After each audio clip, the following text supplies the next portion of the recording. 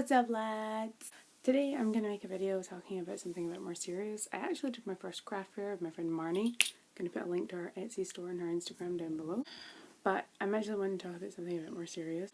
I wore this exact same t-shirt in my last video because I'm an outfit repeater and I love the colour yellow. There's a shark on the boob.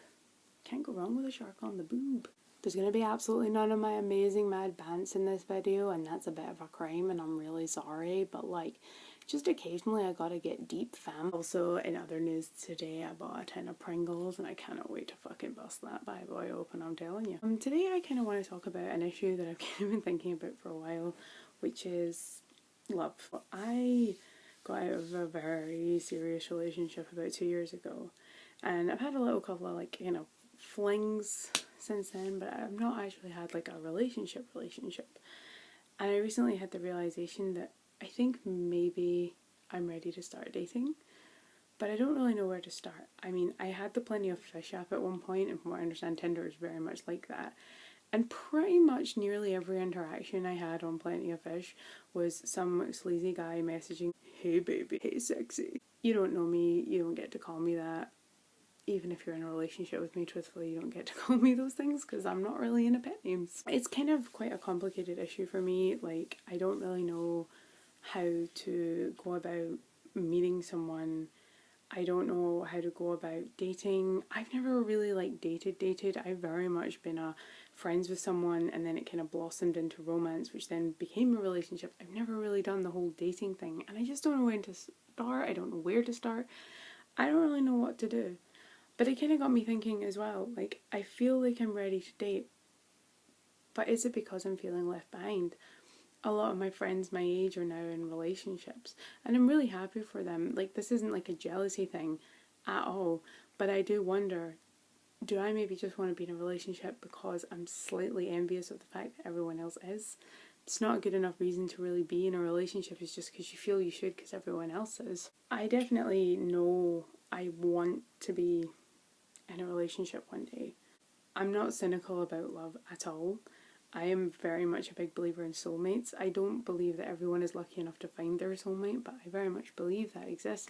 I very much believe in the power of a loving, healthy, committed relationship. So far, my experience with love has been that I love you is something people say when they want you to keep having sex with them. And that isn't me trying to be cynical about love. That's just, unfortunately, that's just been my experience so far. And that's the thing, I really want to start dating, I really want to find someone, I really want to be in a happy, loving, healthy relationship. I'm just scared that I'm going to get taken advantage of again. The thing is, I know that the kind of relationships I've been in the past, it's more, I have a bit of a kind of thing where I'm so afraid of just being alone that I will let people treat me like crap if it means that they'll stay. And I don't want to get into relationships like that again. I want to have healthy, loving, good relationships, I think when it comes to relationships as well, the thing is, I see a lot of people who settle. If you've ever read or seen The Perks of Being a Wallflower, it has this quote in it that like a lot of people say is pretentious, but I actually think it's beautifully profound.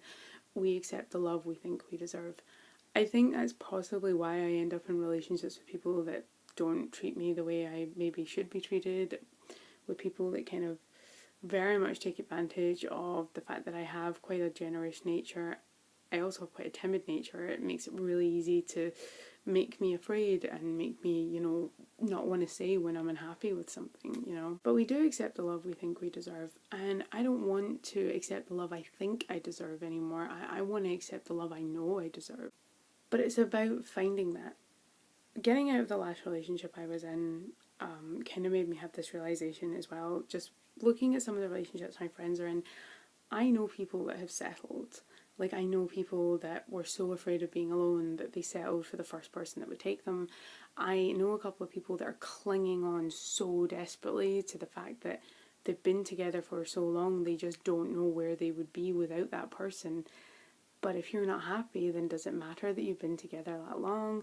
I know people who have been in relationships with people since they were like teenagers or students in uni, and they're kind of clinging on to that young love, and they don't want to let go of the idea of young love and us being in love since so long ago. I don't want to settle. I definitely think I am very afraid of being alone. The idea that I won't get to have a really fulfilling relationship and get married and have kids, like the truth is I really do want all that stuff. And the idea that I'm not going to get to do it really does scare me.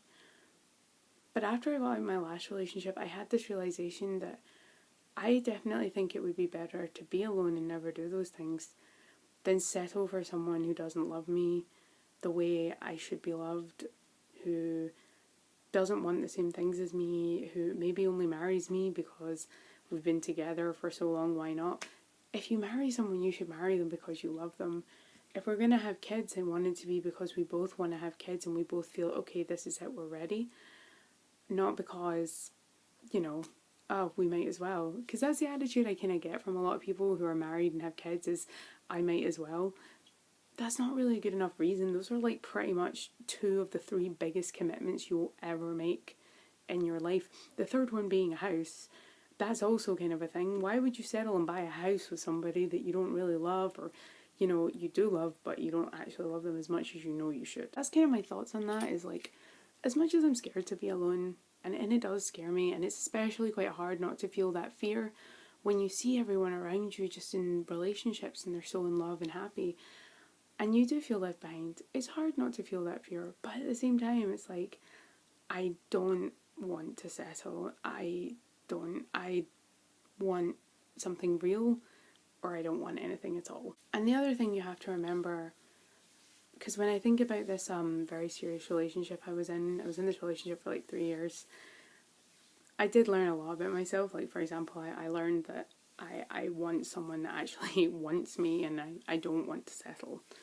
I also learned that nostalgia's a liar, because sometimes you fall in love with the person that someone pretends to be, and that's not actually who they are.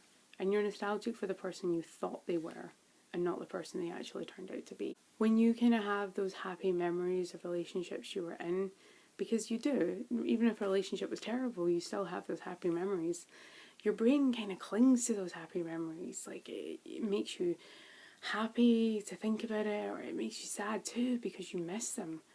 But nostalgia's a liar. That is what nostalgia is. It's a lie.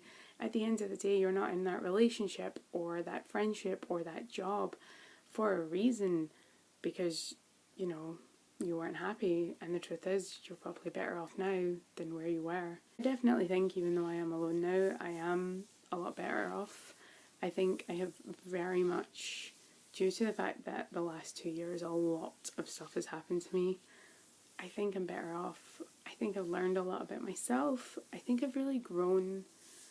I think I'm starting to kind of appreciate who I am as a person. I'm starting to kind of love myself a little bit.